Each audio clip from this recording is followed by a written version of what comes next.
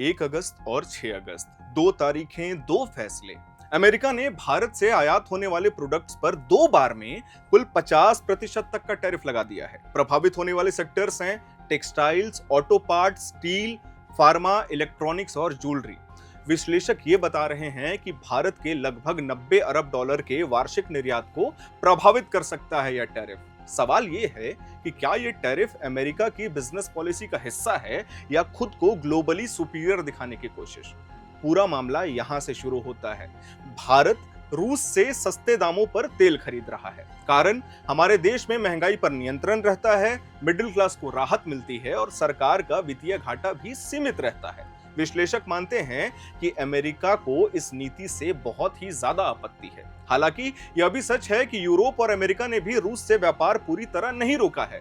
सरकारी आंकड़ों के अनुसार 2024 में यूरोप ने रूस से 67.5 अरब यूरो का व्यापार किया और अमेरिका अब भी रूस से यूरेनियम और पैलेडियम ले रहा है। यह मामला केवल भारत बनाम अमेरिका नहीं है, बल्कि एक बड़े वैश्विक टकराव का हिस्सा भी हो सकता है। ब्रिक्स का दायरा अब बढ़कर 10 देशों तक हो चुका है, जिसमें कई देश डॉलर से बाहर आकर के व्यापार कर रहे हैं। ब्रिक्स देशों की जीडीपी 2023 तक लगभग 30 ट्रिलियन डॉलर थी और नाटो की जीडीपी 52.4 ट्रिलियन डॉलर है। इन दोनों समूहों में शामिल देशों की जीडीपी का अंतर घट रहा है और यही चिंता अमेरिका और पश्चिमी देशों में देखी जा सकती है। भारत अब चीन और रूस जैसे देशों के साथ स्थानीय करेंसी में ट्रेड को बढ़ावा दे रहा है, जो डॉलर की विश्व सत्ता को चुनौती देता है। भारत के लिए अमेरिका सबसे बड़ा निर्यात बाजार है। टैरिफ बढ़ने का सीधा असर एमएसएमई सेक्टर पर दबाव के तौर पर हो सकता है। फैक्ट्रियों में ऑर्डर घट सकते हैं और कई लेवल पर रोजगार भी प्रभावित हो सकता है, लेकिन इसका असर अमेरिका पर भी होगा। भारत से जो कच्चा माल वहां जाता है, उसी से फिनिश्ड प्रोडक्ट बनते हैं। अगर इनपुट महंगे होंगे तो अमेरिका की मैन्युफैक्चरिंग कॉस्ट भी बढ़ेगी और वहां पर महंगाई भी बढ़ सकती है। इसका असर देखने को मिल सकता है। सरकार की तरफ से संकेत मिले हैं कि वैकल्पिक बाजार खोजे जा रहे हैं, यानी भारत सरकार दक्षिणी अमेरिका, अफ्रीका और दक्षिणी पूर्व एशिया में अपना बाजार तलाश रही है।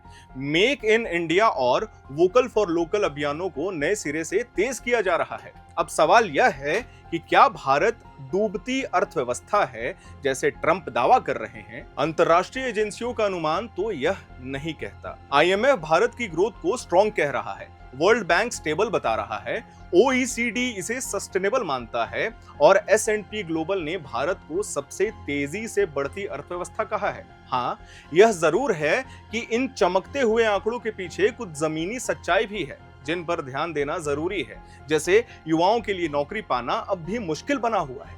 छोटे कारोबार यानी एमएसएमईज पर अब भी कोरोना का असर बना हुआ है और किसानों की आमदनी भी वैसी नहीं है जैसी पहले थी।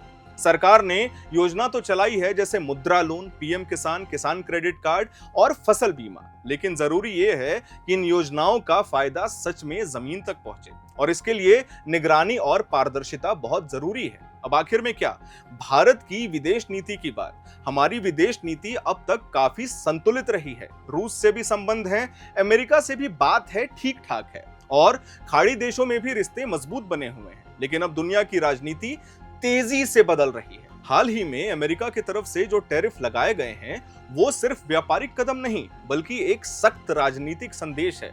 यह दिखाता है कि आने वाले दौर में और भी ज्यादा बंटवारा या बांट हो सकता है। एक्सपर्ट्स कहते हैं कि ऐसे में भारत को अब एक नई रणनीति बनानी होगी, जिसमें न सिर्फ आर्थिक आजादी बरकरार रहे, बल्कि बड़े देशों के बीच संतुलन भी बना रहे। जाहिर तौर पर इसका जवाब हमें नारों में नहीं, नीतियों और जमीन पर काम करके देना है।